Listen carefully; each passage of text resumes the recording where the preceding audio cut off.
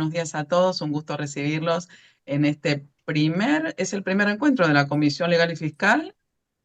Sí, el primer encuentro. Le agradezco a Benjamín Barruti y a Clarisa Urruti que organizan este encuentro desde la Cámara, y muchísimo le agradecemos a Alejandro Messineo, doctor Alejandro Messineo, socio del estudio Bomchil, y al doctor Máximo Bomchil, también socio del mismo estudio, por la coordinación y el apoyo que nos dan durante todo el año con esta Comisión Legal y Fiscal. Así que las preguntas, si pueden, las hacemos al final, tipo a las 11 menos cuarto, dijimos, no, 10 y media, 10 y cuarto sería, 15 minutos antes de que termine la charla. Les agradecemos muchísimo a todos estar, como dije. Le paso la palabra al doctor Alejandro Messineo, que va a comenzar con unas palabritas también. Gracias, Liliana. Buenos días a todos. Simplemente darles la bienvenida a la primera reunión del año que tenemos de la Comisión Legal y Fiscal. Y como ustedes saben, tratamos de buscar los temas que hacen al interés de todos los miembros de la Cámara.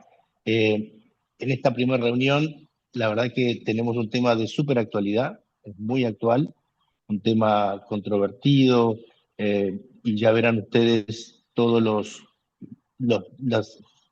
los parámetros que tenemos que analizar con estos especialistas que hoy va a presentar Máximo, en una temática que me parece que va a ser de sumo interés para todos. De nuevo, bienvenidos a la Comisión Legal y Fiscal. Estamos acá para tratar todos los temas que sean de interés para nuestra comunidad de la Cámara, y siempre recibiendo propuestas y sugerencias para los temas que sean de su interés. Bueno, buenos días a todos. Máximo. Muchas gracias, Alejandro. Muchas gracias a todos por sumarse a este primer encuentro.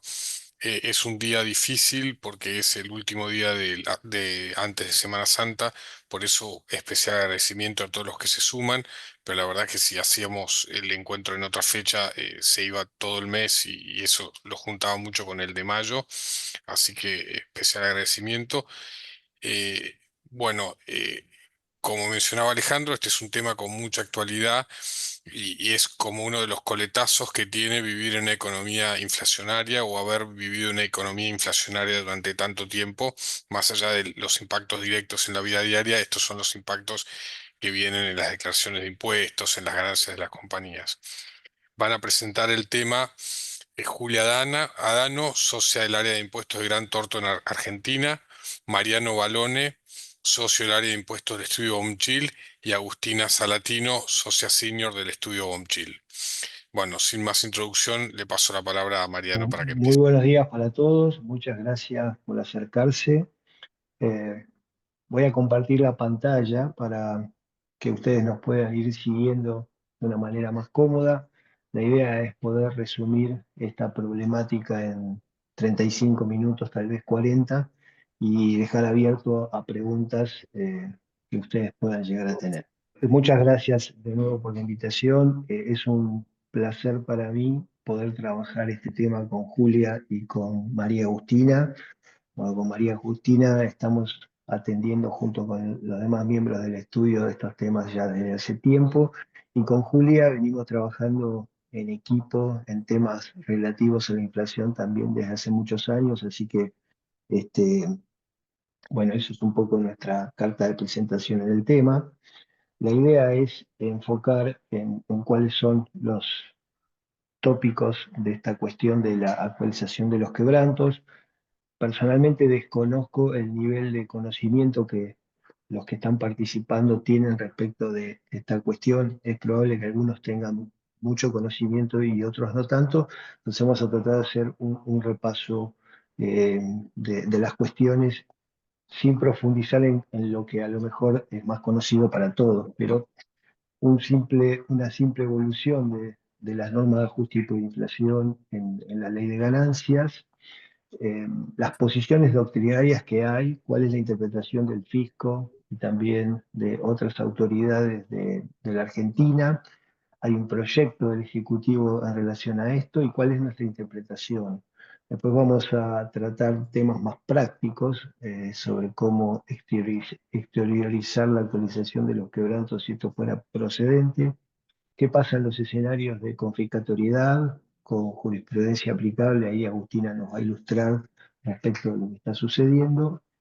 Y por último, también Julia nos va a contar por qué en este momento se está dando tanto interés en esta cuestión que quizás no es de ahora, sino que viene arrastrándose desde el año 2019 por lo menos, pero este es un año muy particular. Ella nos va a explicar donde el interés crece exponencialmente en la posibilidad o no de actualizar quebrantos.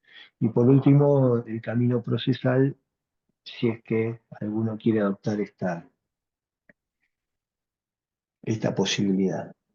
Entonces, una simple tabla de tiempo donde hay 4 hitos importantes. En el año 1978, Argentina decide, en virtud ya de la inflación que había en esos momentos, empezar a tratar dentro de la ley de ganancias correcciones al problema de la inflación. Primero fue con el ajuste estático, allá por 1978, y luego se incorporó el ajuste integral con el ajuste dinámico, que es básicamente lo que ocurre en el ejercicio que se está liquidando. Eso funcionó cada vez mejor dentro de todo hasta el año 1991, que es el segundo hito de la ley de convertibilidad. Ustedes saben, el 1 a 1 hizo quizás menos necesario atender el problema de inflación, aunque algunas monedas podía ser, y aparecieron normas específicas que impedían todo tipo de corrección. Primero la ley 23.928 y el año siguiente una ley complementaria, que es la 24.073, con el artículo 79, dedicado específicamente a las correcciones que tenía la ley de procedimientos fiscales y las leyes tributarias. La 23.928 también hablaba de impuestos, pero no lo hacía de una manera tan específica como la de 1992. Eso se sucedió así hasta que en 2002 salimos de la convertibilidad, pero las normas no se fueron ajustando, sino que, por el contrario, la ley de emergencia económica de aquel momento ratificó que esas normas que no permitían corregir por inflación se mantenían vigentes hasta el año 2017. En medio de eso hubo un sinfín de reclamos judiciales, que luego vamos a ir viendo algunos precedentes, y que probablemente es, entre otras cosas, esos reclamos judiciales han motivado a los legisladores de 2017 a tratar el tema de la inflación en la ley de impuesto a las ganancias e ir corrigiéndolo al menos periódicamente o poco a poco. Entonces, esa ley incorpora la posibilidad de restablecer el ajuste por inflación con ciertas limitaciones que tienen que ver con un umbral. También se modificaron la norma relativa a los quebrantos en cuanto al índice aplicable, y se dispusieron algunas otras normas relativas a actualización que vamos a ir viendo acá y ahora. Entonces, ¿cuál es la problemática? Bueno, la problemática viene dada porque el artículo hoy 25 de la ley de impuesto a las ganancias, que trata los quebrantos, tiene un último párrafo, el párrafo 11, donde dice que los quebrantos pueden ser actualizados, los quebrantos anteriores, para ser utilizados dentro de 5 ejercicios siguientes, pueden ser actualizados por el índice IPIM. Pero luego hay un artículo, el 93, que es un artículo que siempre estuvo en la ley y que trata la actualización de la ley y de todas las cosas de la ley en materia general, donde dice en su primer párrafo que las actualizaciones de la ley eh, se deben considerar en virtud del artículo 39 de la 24073, es decir, aplicar un índice igual a 1, cuyo resultado es igual a no actualizar. Ese artículo 93 está relacionado con otros artículos de la ley que a su vez reenvían al 93. Pero ni el título 6 de ajuste por inflación, ni el artículo 25 de ajuste por inflación hacen un reenvío concreto a ese artículo 93, que es general. Además de eso, antes de 2017, cuando se incorporó estas modificaciones con la ley 24073, había un artículo específico en el reglamento de la ley de ganancia, el artículo 32, que hacía esa vinculación entre el artículo eh, hoy 25 y el artículo 93, en aquel momento 19 y 89, y ese artículo 32 fue dejado de lado por el decreto que reglamentó la ley de ganancias en el año 2019. Entonces, la discusión que se presenta acá es si el artículo 25, que tiene un párrafo específico que dice que los quebrantos se actualizan por medio del índice IPIM, es un artículo autónomo que hay que aplicarlo de esa manera, o, por otro lado, si ese artículo, por más que diga eso, está condicionado por el artículo 93 en su primer párrafo que dice que hay que remitirse a los índices del artículo 39 de aquella vieja ley 24073 que implica la no actualización. Esa, en definitiva, es la discusión que hoy subsiste, porque el fisco tiene una posición, la doctrina tiene una o dos posiciones, y es el corazón del problema que hoy vamos a tratar de explicar. Así que le doy la palabra a Julia. Buen día, buen día a todos, gracias por la invitación, gracias Mariano. Como comenta Mariano, con relación a la discusión sobre la posibilidad de ajustar o no los quebrantos impositivos por inflación, existen distintas posiciones, ¿sí? O argumentaciones aún entre quienes están a favor de la actualización de los quebrantos. Una de las posiciones, la primera que señalamos en la presentación, hace una interpretación sistémica de la ley de impuesto a las ganancias y de la aplicación del ajuste por inflación impositivo, y de alguna manera se apoya en, bueno, cuál fue el espíritu de la reforma del 2017 y a que se perseguía con esa reforma, concluyendo que si partimos de la premisa que lo que se intenta es evitar que se pague impuesto a las ganancias sobre un resultado ficticio o no real que se ve impactado por el fenómeno inflacionario, tenemos que entender que una vez que se dan las condiciones para que se restablezca el ajuste por inflación impositivo, esto es que la inflación acumulada de los últimos 3 años supere el 100%, debemos interpretar que automáticamente quedan restablecidos todos los mecanismos de actualización o ajuste que están contenidos en la ley de impuesto a las ganancias. Entre ellos, obviamente, la actualización de los quebrantos, también la actualización de las amortizaciones de los bienes de uso, incluso adquiridos con anterioridad a enero del 2018. Esta teoría o esta forma de interpretar la operatividad del ajuste por inflación impositivo lo que genera es obviamente la posibilidad de que una vez operativo o restablecido el título 6 se puedan actualizar también los quebrantos impositivos y otras actualizaciones de la ley. Esto en paralelo con esa norma que está contenida en el segundo párrafo del artículo 93 que mencionaba Mariano, que es la que permite actualizar costos computables y amortizaciones de bienes adquiridos con posterioridad, que es como una posibilidad de actualización independiente de esta más general. Otra de las teorías o posiciones doctrinarias sostiene la autonomía de la actualización de los quebrantos, lo que mencionaba Mariano, basados en lo que es el artículo 25, antes 19 de la Ley de Ganancias.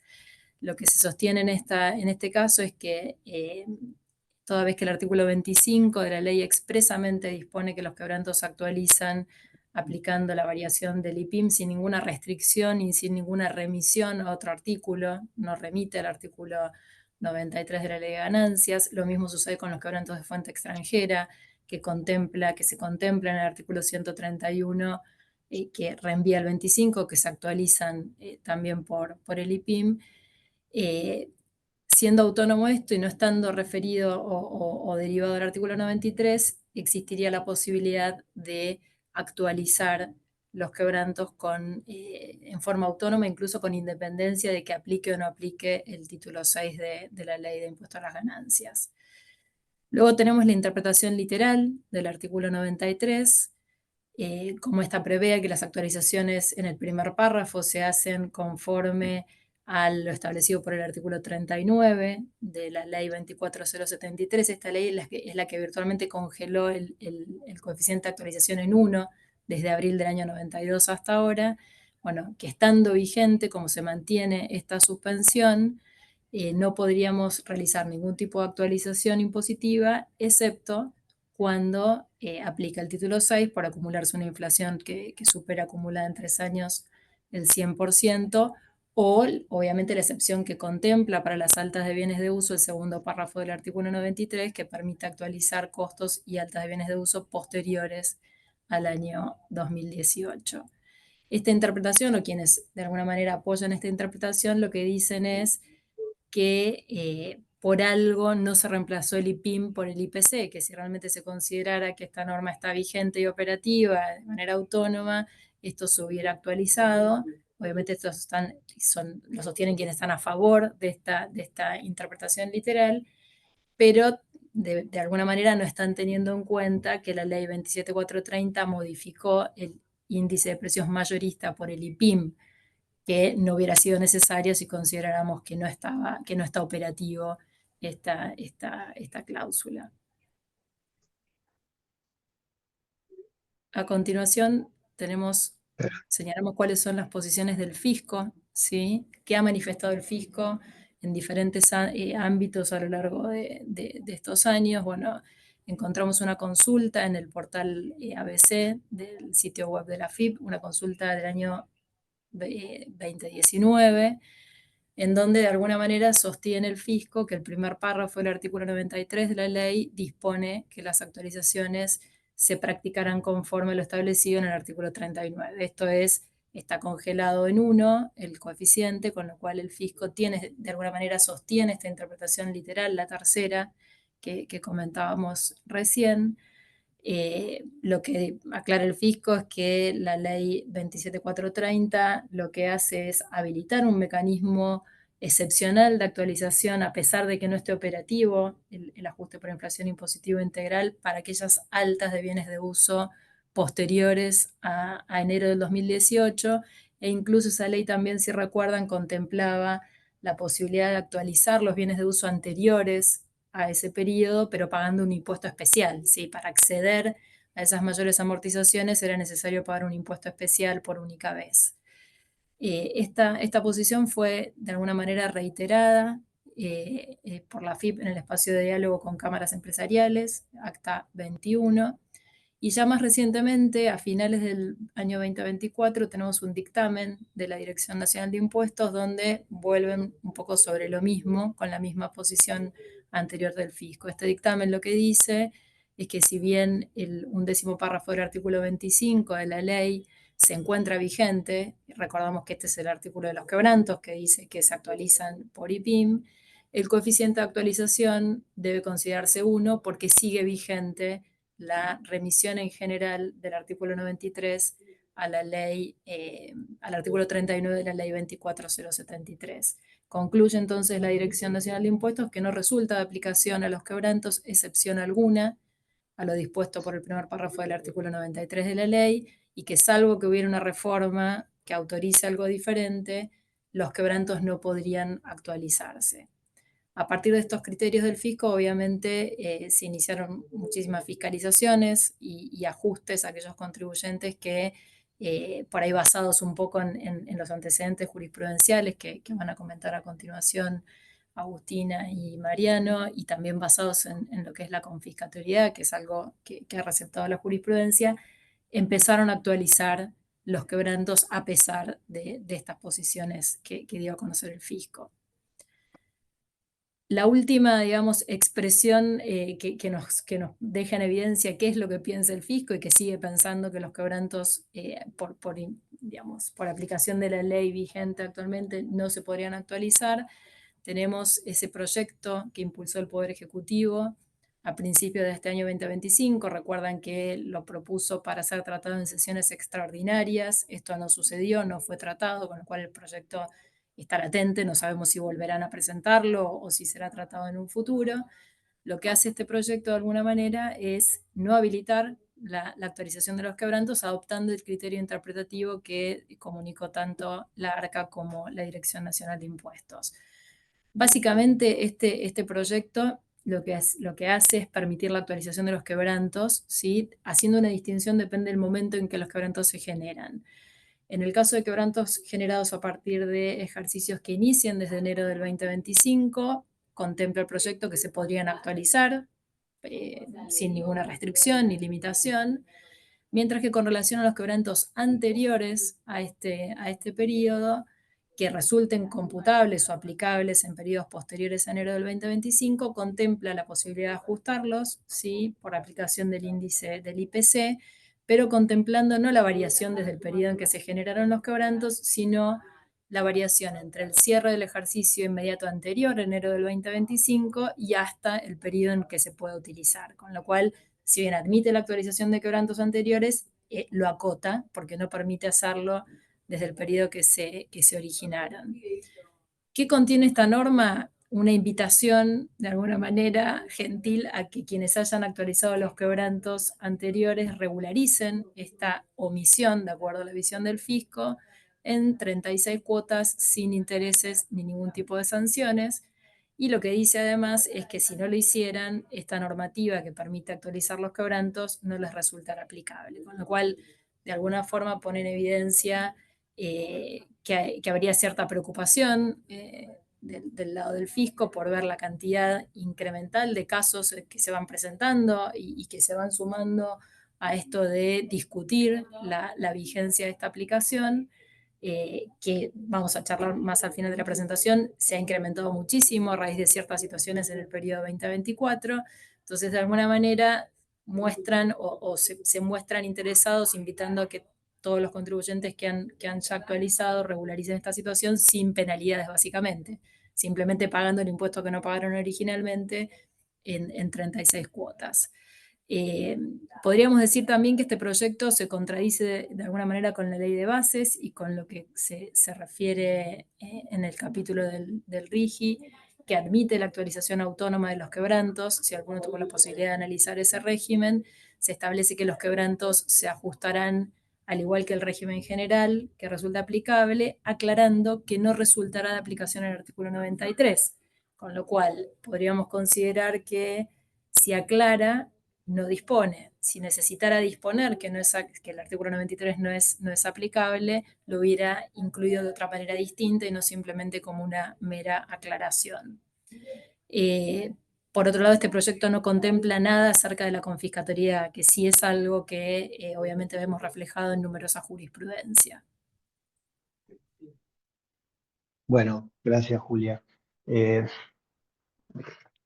¿Cuál es nuestra interpretación? Un poco anticipó recién Julia al final con el tema del RIGI, como que hay ciertas contradicciones entre la posición oficial, digamos, del fisco y estas manifestaciones que está haciendo con la idea de una modificación que evidentemente tiene un tinte recaudatorio. Yo la verdad que no recuerdo ningún régimen de moratoria donde se hayan condonado el 100% de los intereses.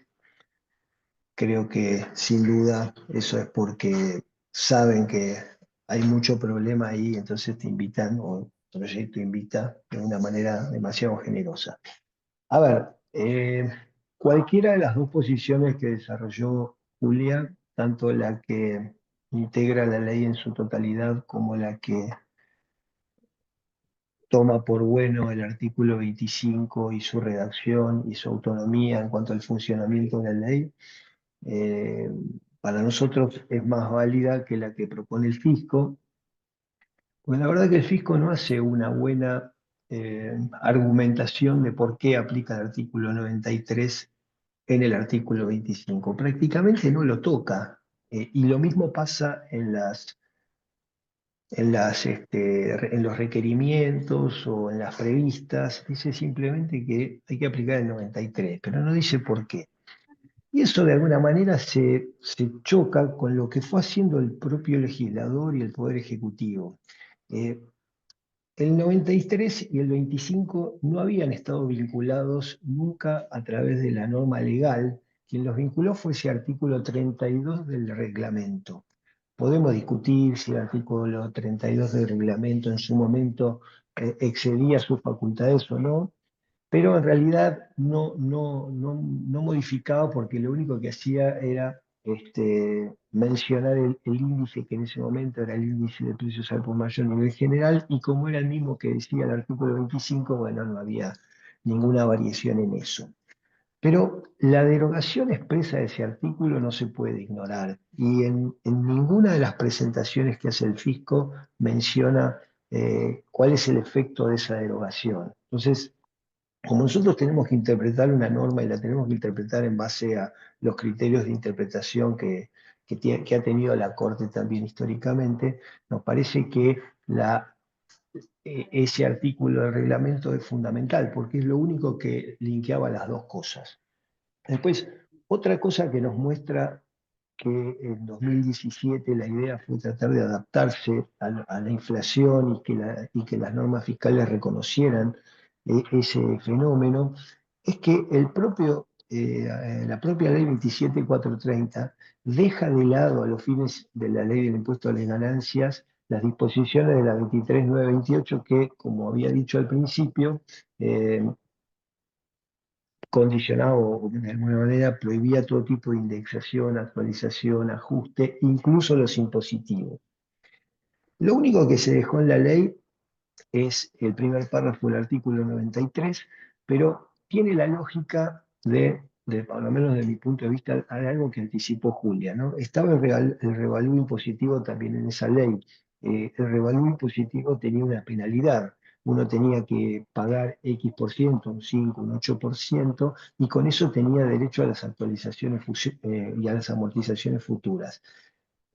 Si no hubiese estado ese artículo, entonces los que hubiesen entrado al revalúo impositivo hubiesen pagado una penalidad para poder amortizar en el futuro, y los que no lo hubiesen hecho también hubiesen podido hacer lo mismo. Entonces, tiene cierto sentido por qué el artículo 39, primer párrafo, existe, y si uno ve, no tiene muchas otras aplicaciones, salvo para la actualización de inmuebles que están afectados como bienes de cambio. El resto de las normas que tiene la ley de impuesto a las ganancias, con ciertos condicionamientos, algunas restricciones o temporales también, pero en todos casos se va reconociendo la inflación. Entonces la pregunta que uno haría es, ¿por qué para los quebrantos no? Si los quebrantos es parte integrante de lo que es la determinación de la renta, porque el legislador, el tema de los quebrantos está desde siempre en la ley de impuesto a las ganancias, porque el legislador siempre ha entendido que las pérdidas de un año, o sea, que una actividad empresaria no se puede medir exclusivamente por un año, y por lo tanto las pérdidas de un año se pueden ir tomando en 5 años posteriores. También la exposición de motivos de la ley 27430 hace mucho hincapié en la inflación, entonces uno no podría entender por qué un legislador que hace permanente hincapié en la inflación, cuando le toca tratar de los quebrantos, que además se mete en la propia norma para decir que el índice de actualización es el IPIM, entonces se desdice luego con el 93. ¿Ya? No pareciera lógico que el legislador le haya querido dar un tratamiento específico a los quebrantos con el IPIM para luego desdecirse con el artículo 93, y el aporte tampoco tiene mucha relación con lo que en la propia mensaje de elevación a la ley está diciendo el Poder Ejecutivo de por qué envía este proyecto a la ley, a hacer ley.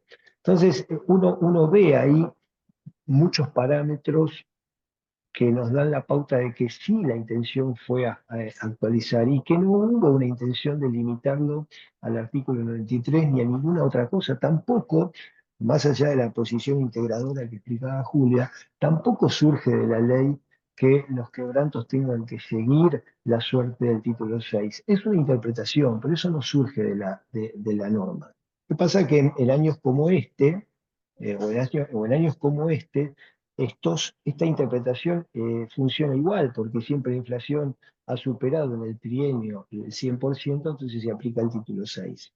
El problema en este caso lo tendríamos en un caso donde el trienio no alcance el 100%, bueno, tendríamos que ver qué pasa con los quebrantos.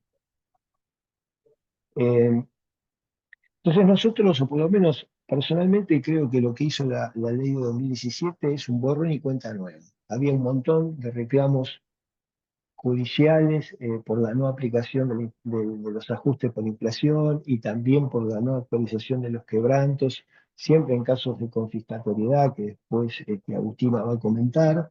Y bueno, es como barajar y dar de nuevo, y yo creo que es lo que hizo con el artículo 93 al separar lo anterior de lo que venía después. Eh,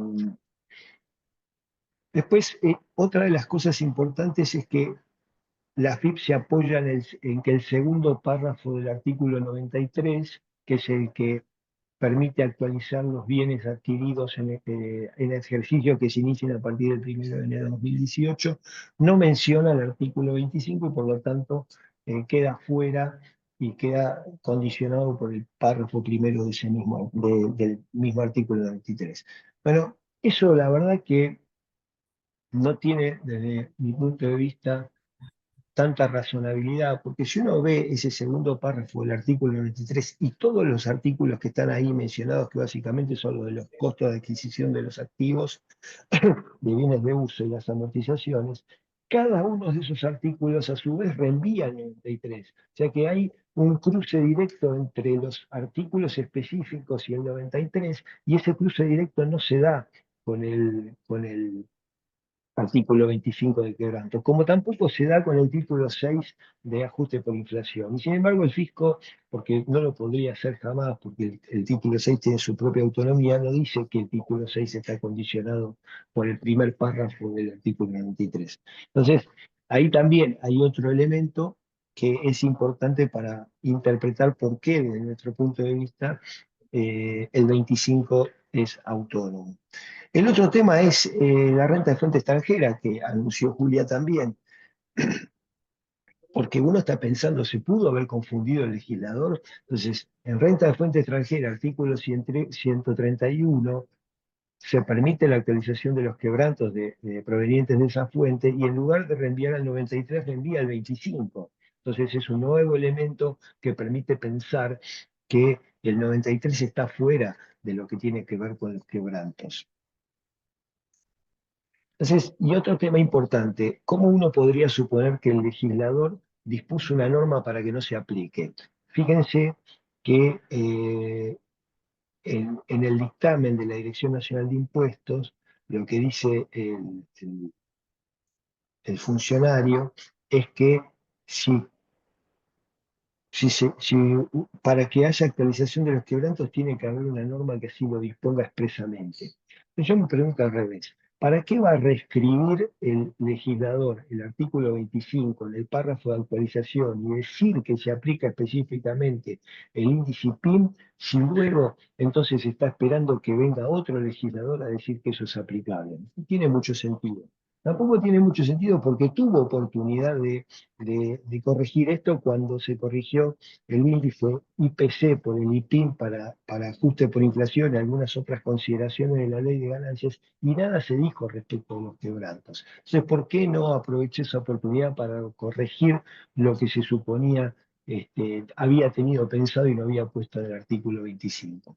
Entonces, nosotros nos damos cuenta o pensamos que si la intención del legislador no hubiese sido la que es que los quebrantos se puedan actualizar, el artículo 25 quedaría inaplicable para siempre, porque lo que nos dice la FIP es, esto está condicionado por el 93 primer párrafo y el legislador tiene que hacer una norma específica que dice que se puede actualizar quebranto. ¿Pero cómo? Entonces, ¿para qué escribió ese párrafo 11? La verdad que no se entiende y mucho menos se entiende que en el mismo dictamen dice que está vigente ese párrafo 11. Entonces, yendo un poco a las interpretaciones de las normas fiscales por parte de la Corte, uno encuentra en infinidad de fallos que cuando la letra de la ley no exige esfuerzo de interpretación debe ser aplicable sin atender otra consideración, y que la fuente de interpretación es la ley misma, cuando no requiere de un esfuerzo diferente para tratar de entender lo que quiere decir. Y no se puede, esto es fundamental, no se puede suponer la inconsecuencia del legislador al dictar las leyes. No se puede pensar que el legislador se olvidó de tratar los quebrantos, porque justamente puso el índice PIN cuando había otro índice anterior. Y otra cuestión importante, al menos de mi punto de vista, es que también el RIGI, que mencionó Julia, reconoce que los quebrantos originados en el RIGI son actualizables, dice, del mismo modo que lo previsto en la ley de impuesto a las ganancias, sin aplicar el artículo 93. Entonces, ese es algo muy reciente donde el legislador se ocupó de ese tema. Del 131 ya hablamos, y, y en definitiva, vemos nosotros que la interpretación por la redacción específica del artículo 25 y la derogación concreta del artículo del reglamento nos permite pensar que hoy se pueden actualizar los quebrantos posteriores a 2018 en función del índice IPIN, porque no encontrás en la ley ni en una interpretación razonable de la ley nada que te lo condicione con el artículo 93. Y si esa no fuera la interpretación, también tenemos la interpretación integrada con el título sexto, que mencionó hace un ratito Julia, que de cualquier manera, mientras haya una inflación acumulada del 100%, nos permitiría aplicar título 6 y actualización del artículo 25 por el mismo principio. Entonces yo creo que tenemos dos interpretaciones posibles favorables a la actualización del quebranto y no encontramos en la explicación que nos dan las autoridades un argumento sustentado, bien fundado, como para prestarle la atención que el fijo pretende. Le doy de nuevo paso a Julia. Gracias. Bien, acá la intención era hacer un poco referencia a algunas cuestiones más de índole práctica, ¿sí? Si pensamos en una empresa que finalmente decide avanzar en lo que es la actualización de los quebrantos y tiene que definir, bueno, cómo hace la presentación del impuesto a las ganancias con respecto a ese periodo fiscal. Una de las cuestiones a definir es cómo se va a incorporar esta actualización del quebranto en la declaración jurada en la que se utiliza un quebranto ajustado por inflación. Vemos dos posibilidades prácticas, ¿sí? Una quizás es la generalmente más utilizada por las empresas, que es la de incorporar la actualización del quebranto como una deducción de la base imponible, es decir, como un ajuste más a columna 1 en la base imponible de ese periodo fiscal. ¿Qué se logra con esta mecánica? Bueno, básicamente, cuando trasladamos el quebranto del periodo original hasta esta declaración jurada, lo trasladamos a valores históricos en lo que es el campo donde se consigna el quebranto del periodo fiscal anterior. La actualización se incorpora como un ajuste más, con lo cual, a simple vista, el fisco no notaría que estamos aplicando este criterio de actualizar los quebrantos, porque no surgiría si no hace una fiscalización, una inspección y pide el detalle de los ajustes que hemos practicado en esa declaración jurada. Esta es en general, Mariano creo que coincide con esto y los casos que ha visto, es digamos, la alternativa que elige la mayor cantidad de compañías. Después vemos si lo complementan o no con multinota, que es el tercer punto que vamos a señalar. ¿Cuál es la otra alternativa? Bueno, la otra alternativa es ir de frente y decir, bueno, yo estoy presentando la declaración jurada del periodo 2024 y cuando consigno el quebranto del periodo 2023 en el campo de los quebrantos, directamente pongo un valor actualizado, es decir, mayor al exteriorizado en la declaración jurada del 2023. No lo incorporo como un ajuste. Esto es viable, desde el punto de vista del aplicativo es viable porque no se traslada automáticamente el quebranto y uno manualmente puede poner un importe diferente el que quiera. Va a ser visible y probablemente a nivel sistémico muy fácil de detectar, de que el fisco lo detecte y detecte esta inconsistencia y empiece a preguntar acerca de por qué esta inconsistencia en el monto trasladado. Si bien puede explicarse en una respuesta, porque no es la intención de la empresa ocultarle al fisco que actualizó los quebrantos, que se debe justamente a que aplicó este criterio de actualizar los quebrantos, pero aún así, mientras dure el proceso de discusión, y que probablemente lleve muchos años, 5 años tal vez discutiendo esto, cada vez que esa empresa tenga que hacer una presentación, por ejemplo, de un certificado de no retención de ganancias o algún otro trámite, es probable que esa inconsistencia sistémica que va a tener, esa marca que va a tener en su sistema, le genere muchos dolores de cabeza. Entonces, tal vez esa también es una de las razones por las cuales se elige el otro camino. No porque se le quiera ocultar al fisco que se están actualizando los quebrantos, sino simplemente para evitar estos problemas sistémicos que estamos acostumbrados a experimentar con el fisco. Eh, Otro de los puntos que conversábamos con Mariano antes de la charla era, bueno, pero ¿y qué pasa si yo ahora quiero actualizar un quebranto que ya computé en una declaración jurada de un periodo anterior, que todavía obviamente está vivo, no ha prescripto, en una declaración jurada que no daba a pagar porque con el cómputo del quebranto histórico se cubría la utilidad impositiva de ese año? Bueno, ¿cómo hacemos? Tenemos que rectificar entonces esa declaración jurada. Ok, ¿cómo la rectificamos? Ahí otra vez vamos a tener el mismo tema. Si lo hacemos como un ajuste de base imponible a columna 1, vamos a estar presentando una declaración jurada rectificativa con un quebranto, con un resultado mayor, ¿sí? Pero no afecta el impuesto, pues esa declaración jurada nunca tuvo un impuesto determinado. Entonces, esa rectificativa va a ser aceptada automáticamente por el fisco, estaría sujeta a una revisión por parte del fisco. Bueno, obviamente no tenemos una respuesta definitiva, entendemos que en principio lo que no estaría permitido es presentar una rectificativa a favor de la empresa cuando modifica el impuesto a favor de la empresa, pero no cuando modifica un quebranto, ¿sí? Esa es, digamos, una premisa con la que estamos acostumbrados a trabajar, que es que uno puede rectificar modificando quebranto sin que esto sea considerado por el fisco. Obviamente no es un recurso a repetición porque no habría un impuesto a repetir y no sería, por lo tanto, una rectificativa sujeta a aprobación. Sabemos que existe alguna opinión muy vieja en algunos de estos espacios de mesas de enlace entre el Consejo y la FIP, donde se respondió que esas rectificativas igual estarían sujetas a una aprobación por parte del fisco, pero también somos conscientes de que hemos presentado muchísimas veces rectificativas por otros motivos, modificando quebranto, y esto no ha sido nunca ni siquiera cuestionado, advertido o consultado por el fisco en esos casos.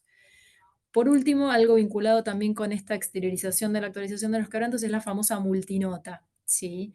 En general, lo que nosotros vemos es que las empresas que definen actualizar los quebrantos, y más allá de que lo hagan a través de un ajuste a columna 1, con la intención de protegerse del riesgo de que el fisco inicie una causa penal, lo que hacen es presentar un multinota en donde básicamente se refieren a estos tres ítems que mencionamos. Se informaría al fisco que se están computando los quebrantos actualizados a efectos de la determinación de ganancias.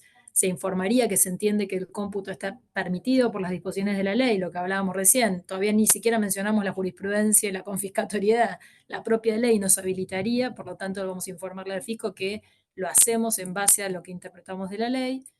Y por último, obviamente, si además pudiéramos sumar el argumento de la confiscatoriedad, que siempre va a ser algo que nos va a dejar mejor posicionados para adelante, mencionaríamos el supuesto de confiscatoriedad, cuál es la tasa efectiva del impuesto si no aplicáramos los quebrantos actualizados. Eh, si bien hay quienes sostienen que siendo una cuestión, y probablemente Mariano lo profundice más, de interpretación de normas, esto no tendría por qué ser considerado penal, por ahí es preferible, digo, con esta nota, de alguna manera exteriorizar. Si yo exteriorizo no hay ningún ardid, ninguna maniobra, simplemente estoy informando al fisco que este es el criterio de la compañía. Por eso creo que en general la mayoría de las empresas opta por esta presentación, pero sabemos de casos que no lo hacen y obviamente si uno no lo hace, podría pasar que la actualización de los quebrantos pase completamente desapercibida, el fisco no lo advierta, no haga una fiscalización, no inicie un proceso de determinación de oficio y esto pase de largo. Son muchos años, obviamente 5 años de prescripción para que pase inadvertido, pero bueno, algunas empresas por ahí especulan con esta posibilidad. Gracias, Julia. A ver, Eh, la verdad es que la multinota siempre sugerimos, por lo menos nosotros, presentarla y en particular o especialmente cuando se hace un ajuste a columna 1, porque ahí te podrían decir, si no lo ven, es que, bueno, tuviste la intención de ocultarlo para que el fisco no lo vea, que es un poco el disparador de lo que podría ser una conducta ardidosa.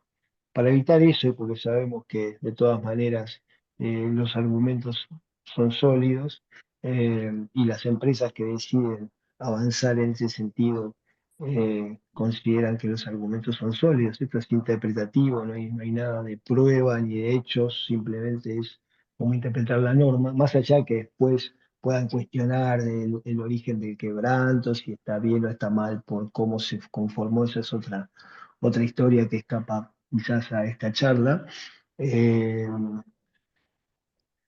entonces esa multinota por lo menos deja tranquilo a los directores de las compañías de que están jugando limpio, entre comillas. La verdad es que la experiencia es que la multinota ni la miran, van adelante con los requerimientos y luego la prevista y no hacen ninguna mención a la multinota, por lo menos esa es la experiencia que yo tengo, pero de todas maneras siempre sugerimos presentarla. eh, y cuando hay que responder la vista se hace mención a que las autoridades o los funcionarios anteriores ni siquiera miraron lo que uno tiene para explicar. Entonces, bueno, hasta acá nosotros de lo que hablamos es de cómo interpretar esta norma en virtud de cómo está escrita y que el criterio del fisco afectaría desde nuestro punto de vista el principio de legalidad. Es un principio constitucional y que en materia tributaria es básico, pero también puede darse la cuestión de que el resultado de esto lleve a pagar un impuesto confiscatorio, o sea, el resultado de no aplicar la actualización del quebranto, entonces determine que el impuesto pueda volverse confiscatorio. Sobre eso hay jurisprudencia bastante y linda para destacar, entonces le damos paso a Agustina que nos va a contar toda esta parte de la charla y sería casi el final. Adelante Agustina, muchas gracias. Bueno, gracias Mariano. Buenos días a todos. Bueno, voy a intentar resumir un poco la jurisprudencia respecto del ajuste por inflación, especialmente el ajuste de quebrantos. Vamos a dividir en entre la jurisprudencia que corresponde a periodos fiscales iniciados antes del 1 de enero de 2018 y jurisprudencia por periodos posteriores a esta fecha. Para iniciarnos, remitimos al año 2009 con el leading case Candy. Bueno, ustedes sabrán que este fue el primer antecedente en el cual la Corte se pronunció sobre la aplicación del mecanismo de ajuste por inflación y que admitió el reclamo del contribuyente. En este caso, la Corte, para admitir el reclamo, tuvo en cuenta especialmente la prueba aportada por el contribuyente, que fue no solo la certificación contable, sino también la pericial contable. Y luego de analizar la prueba, concluyó que en el caso se verificaba un supuesto de confiscatoriedad porque de no aplicar el mecanismo de ajuste por inflación, la tasa efectiva del impuesto era en este caso, 62% sobre el resultado impositivo. Un punto interesante de Candy es que la FIP a lo largo de estos años, en los litigios impositivos vinculados a este tema, siempre ha sostenido como argumento de defensa que en Candy solo se trató el título 6 de la ley del impuesto a las ganancias y no la actualización de otros rubros. Y esto nos parece interesante porque la realidad es que no fue así. En Candy el contribuyente por lo menos solicitó que también se trate el tema de la actualización de las amortizaciones y esto surge además de los antecedentes del fallo. Posterior a Candy, bueno, hubo muchísimos pronunciamientos de tribunales inferiores que tomaron esta posición de la Corte, que en muchos casos también llegó a la Corte y que trató no solo el título 6, sino otros rubros. Bueno, ya específicamente en relación a los quebrantos, nos vamos a 2012 con Estancias Argentinas El Hornero. Acá lo que pasó es que el contribuyente pretendía o solicitaba que se admita la aplicación del ajuste por inflación para reconocer un mayor quebranto. Es decir, el contribuyente ya tenía un resultado de quebranto en el periodo fiscal por el que inició el reclamo, pero lo que pretendía es que por la aplicación del mecanismo de ajuste por inflación, ese quebranto sea un mayor. En este caso, la Corte lo que dijo es que no podían aplicar los parámetros de Candy porque no había forma de determinar la confiscatoriedad porque no había tributo a pagar. Posterior a Estancias El Hornero tenemos en 2014 Alubia. En este caso, el contribuyente le había dado impuesto a pagar por el primero de los periodos por los que inició el reclamo, pero lo que pretendía era que, no, perdón, acá con la aplicación del mecanismo de ajuste por inflación le daba un quebranto que pretendía trasladar a periodos siguientes. Entonces, acá la Corte lo que dijo es que no se podía trasladar ese quebranto porque en los periodos siguientes no se demostró que había un supuesto de confiscatoriedad. Entonces, al no demostrarse la confiscatoriedad, esos quebrantos no podían ser trasladados. Después de esto ya nos vamos a 2022 con Telefónica. En Telefónica fue el primer fallo en el que se admitió expresamente la actualización de quebrantos. En este caso, Telefónica le daba impuesto a pagar en los dos periodos por los que había iniciado el reclamo, y el tema a dilucidar estaba en sí para hacer ese cálculo del impuesto a pagar. La actualización de quebrantos jugaba un papel importante en la determinación de la confiscatoriedad. Acá la Corte, citando también Estancias Argentinas El Hornero, lo que dice es que en ese fallo, en Estancias Argentinas El Hornero, la diferencia es que justamente ahí no había impuesto a pagar, entonces no había forma de determinar la confiscatoriedad, lo que sí sucedía en Telefónica, y que en ningún momento la Corte dijo que la actualización de quebrantos no era posible en escenarios de confiscatoriedad. Entonces, este es el primer fallo, digamos, bisagra en lo que es actualización de quebrantos. Y más recientemente, ahora en diciembre de 2024, hay un fallo que nos parecía interesante mencionarles, que es Singenta, que en realidad es un fallo que tiene un resultado adverso para el contribuyente. La Corte se termina expidiendo por el 280, entonces le rechaza el recurso.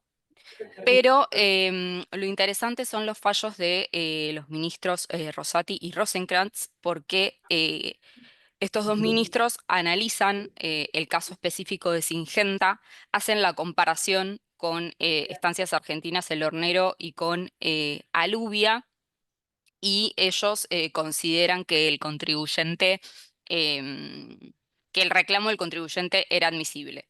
Esto es porque Singenta em, inició una repetición por dos periodos fiscales, eh, em, y en uno de los periodos fiscales lo que pasaba era que se trasladaba un quebranto.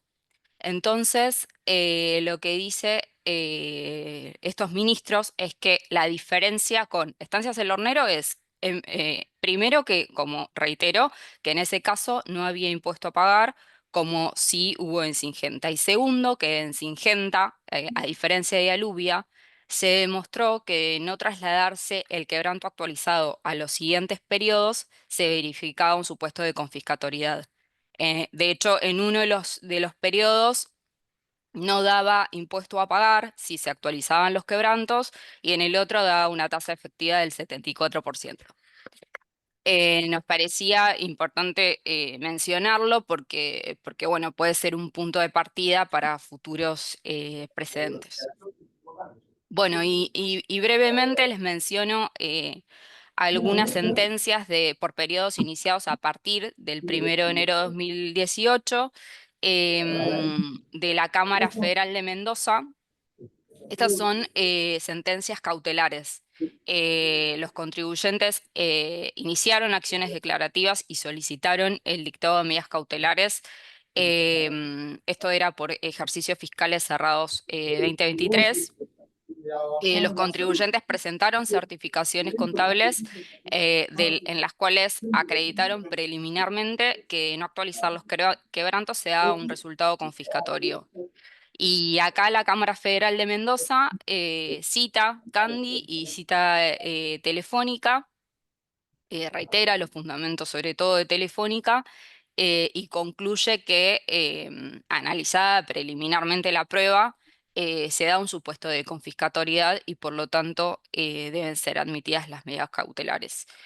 No tenemos conocimiento de que haya habido hasta el momento sentencias sobre el fondo por periodos iniciados a partir de enero de 2018 y tampoco que haya habido sentencias que se vinculen con el tema de la interpretación de la norma y no solo por el tema de confiscatoriedad.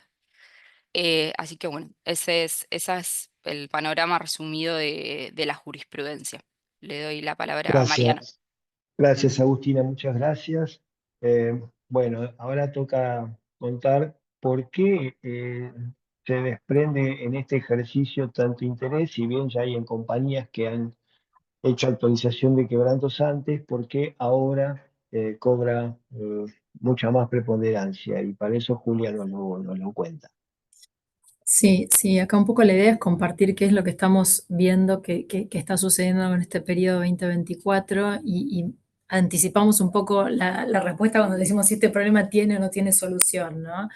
¿Qué estamos notando? Muchísimas empresas endeudadas en moneda extranjera, sí, generaron sus quebrantos en el 2023 por impacto de la devaluación.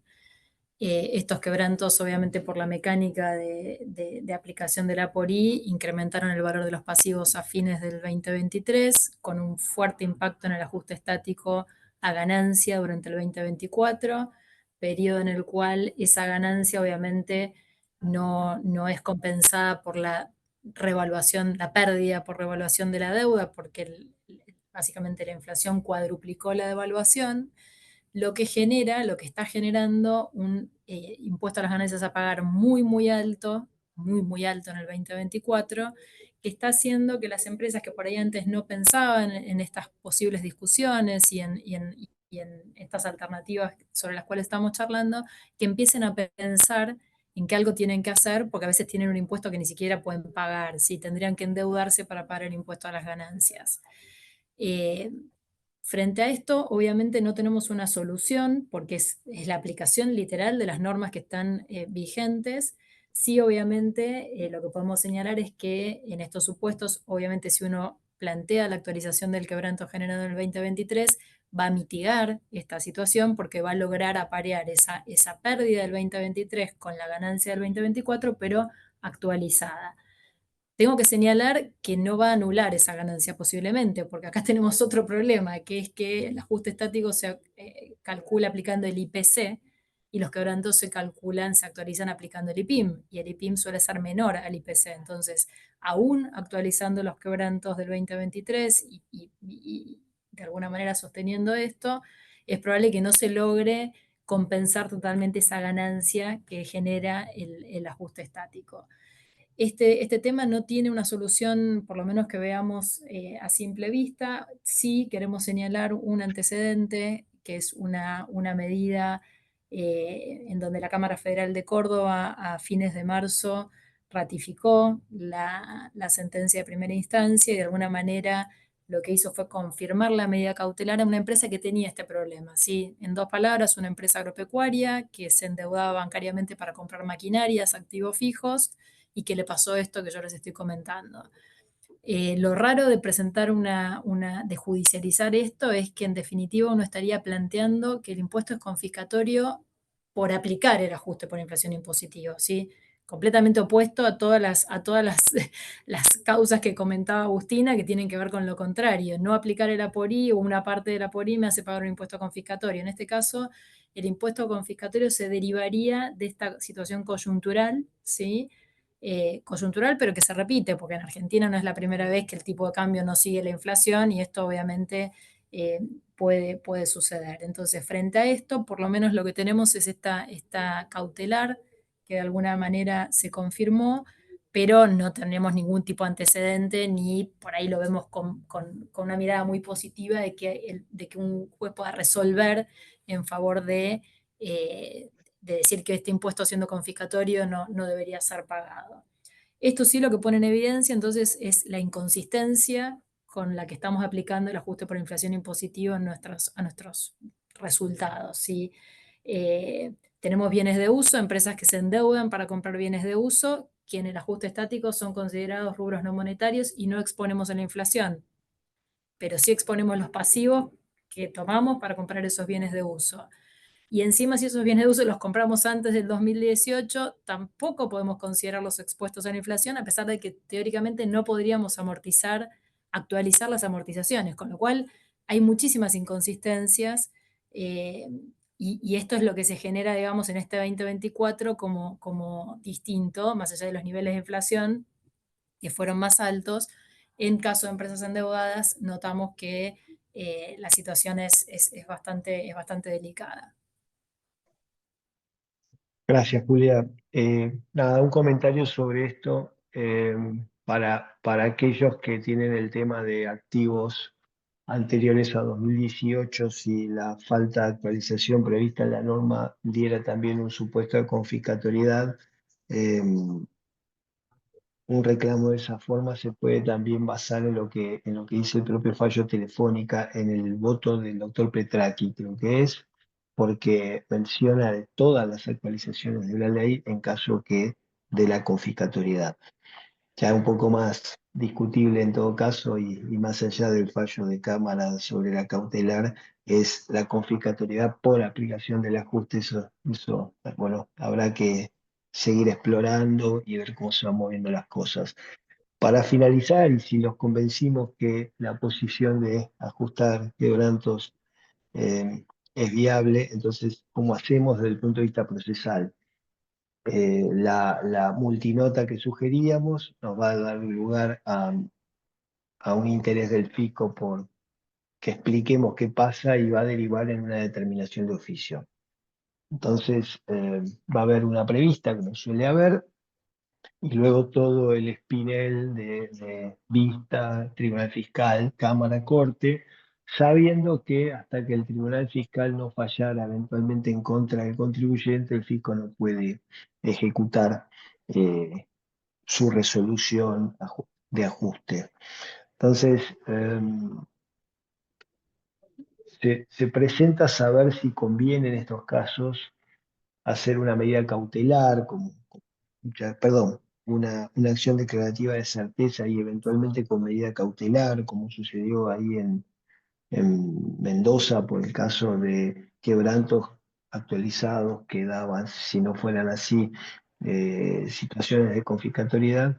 Y nosotros creemos primero cuándo, ¿no? Porque como la acción declarativa depende de que haya un acto en ciernes, que se considera un acto en ciernes, ¿no? La mera inspección, la prevista, la vista.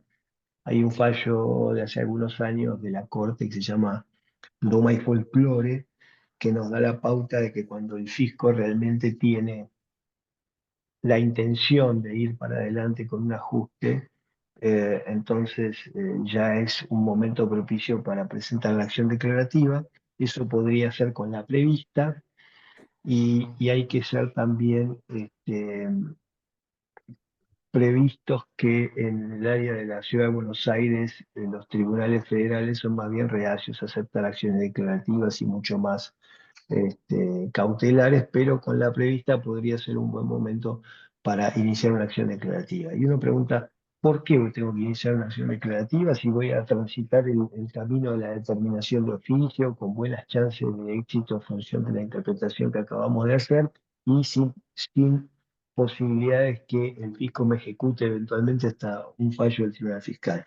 Bueno, la acción declarativa lo que pretende es conseguir certeza. No hay fallos de la Corte todavía respecto de esta situación que se da a partir de 2018 y el Tribunal Fiscal no puede referirse a constitucionalidad sino cuando hay un fallo de la Corte que lo haya hecho antes. Entonces, siempre pensamos que tener un fallo de la justicia que en los tiempos va a ir más rápido seguramente que el desarrollo de la causa del tribunal fiscal, puede ser un elemento que también ayude al tribunal, al menos para que obite dictum, que es, digamos, los considerandos, pueda acompañar con ese criterio favorable al contribuyente. Y también hay que pensar como diferencia, si solo tengo un caso donde voy a reclamar por principio de legalidad, respecto de si tengo un caso de si además del principio de legalidad voy a reclamar por confiscatoriedad con toda la jurisprudencia que Agustina nos mencionó.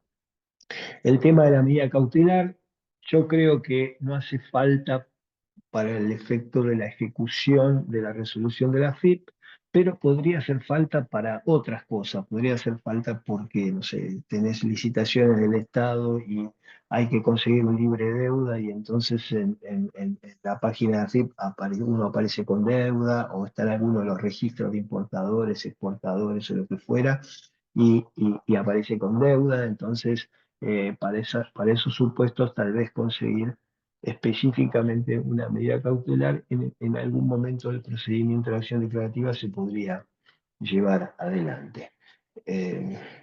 Bueno, Mariano, sí, damos paso para... estamos en tiempo, damos paso un poco a las preguntas. La verdad que excelente presentación de los tres, excelente, muy completa. Si podríamos resumir en 3 palabras lo que está pasando acá es legalidad, razonabilidad y confiscatoriedad. Son 3 principios y claramente me parece que con la explicación que han dado ellos, acá está claro que la norma apoya la posición del contribuyente, el fisco ve acá una situación de pérdida de recaudación muy importante, por lo cual ha hecho interpretaciones que uno no le ve el fundamento, como bien lo explicaron recién los expositores, y la legalidad evidentemente apoya la tesitura que acaban de describir ellos en pos de poder actualizar los créditos, que además es lo que el sentido común y la razonabilidad apoyan, porque cuando hay inflación uno no va a poder actualizar la pérdida, los costos y todas estas cuestiones para llevar una situación de equidad. Así que súper completa la charla. Veamos si hay alguna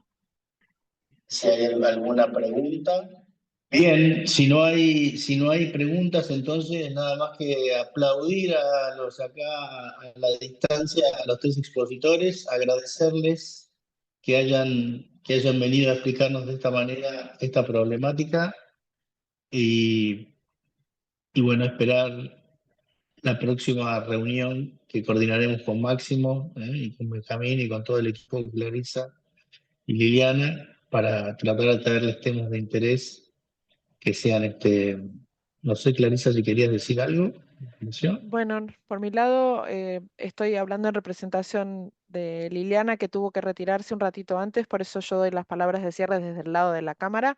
Agradecerles a Mariano, a Julia y a Agustina, realmente una explicación súper completa que no dejó dudas para que hubieran preguntas, así que muchísimas gracias a los tres, a Máximo y a Alejandro, que siempre están buscando los temas que son de más interés. Tuvimos una muy buena concurrencia hoy. Y bueno, y los vemos en el próximo encuentro que seguramente va a ser igualmente interesante. Gracias a todos por participar hoy.